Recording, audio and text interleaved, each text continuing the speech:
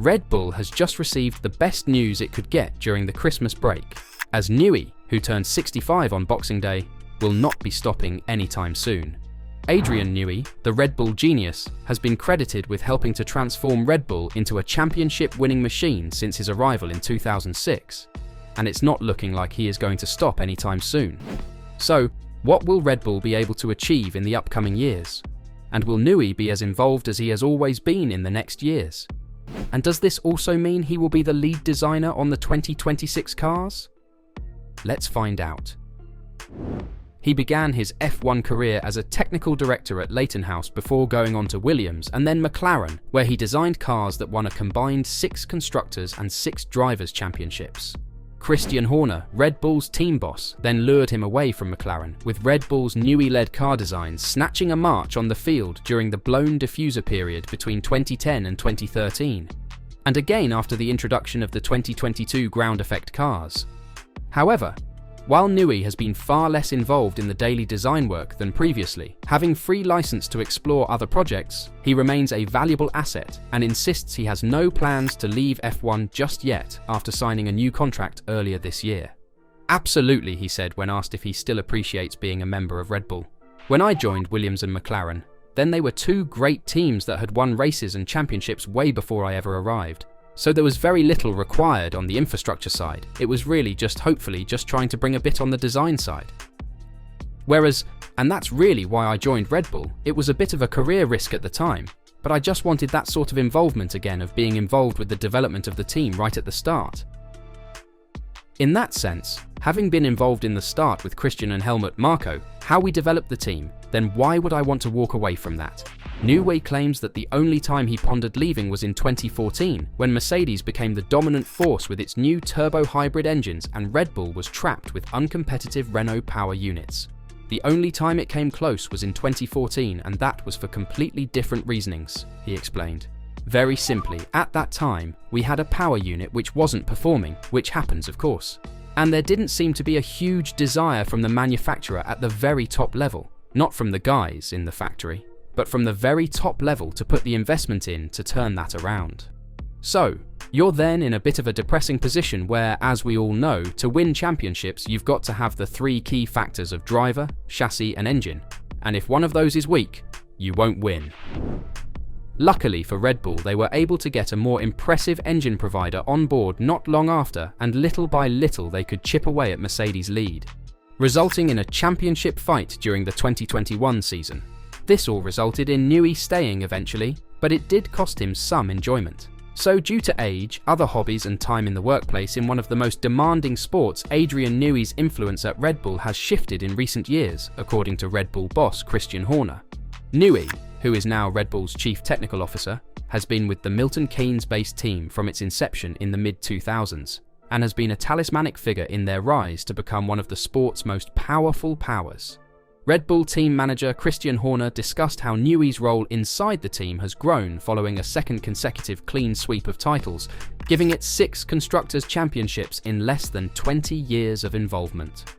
With Newey overseeing other projects outside of F1, such as the Red Bull Hypercar RB17, which showcases the company's engineering prowess, the America's Cup, and, most recently, the revelation that Newey is even involved in the creation of a Red Bull-backed submarine commissioned by the company's late founder, Dietrich Mateschitz. According to Newey's estimates, he devotes around half of his time to F1, although he's significantly more committed now than he was during Red Bull's years of floundering in the early stages of the hybrid era.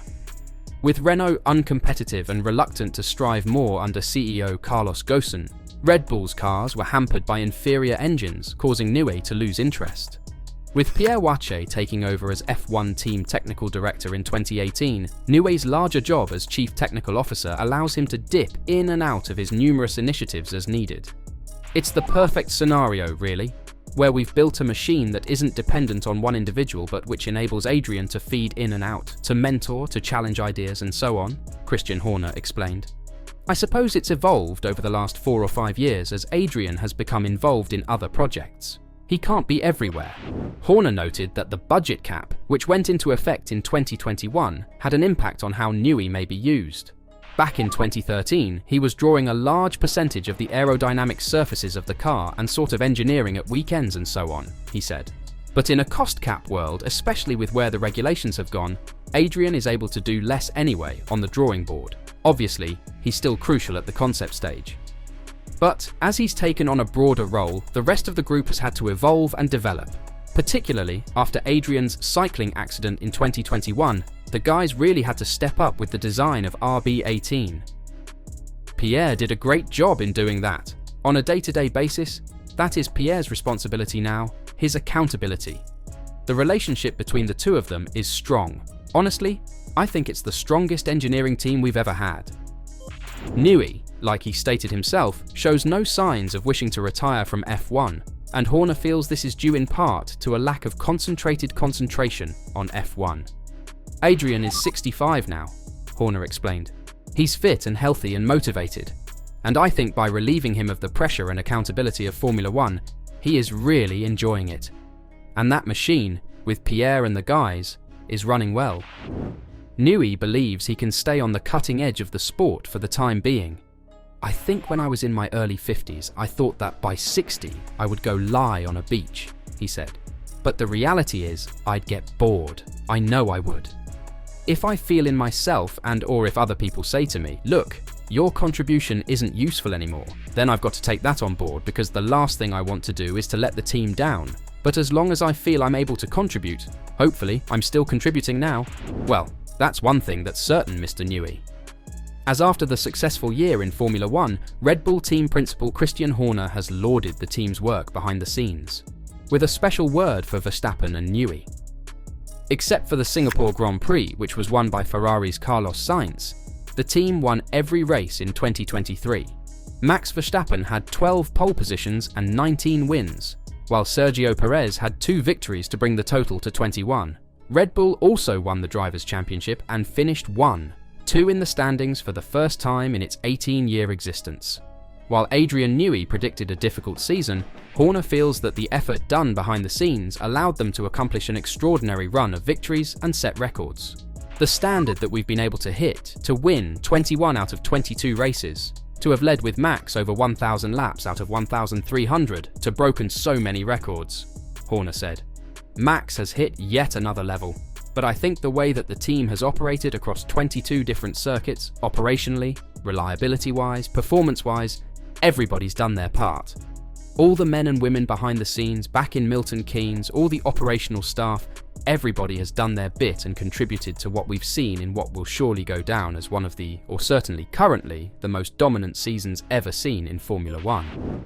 What do you think? Have we just witnessed the most dominant season ever?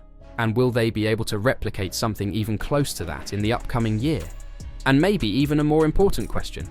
Will Adrian Newey stay long enough at Red Bull to prove the grid his worth and knowledge once again when the new rules hit the track in 2026?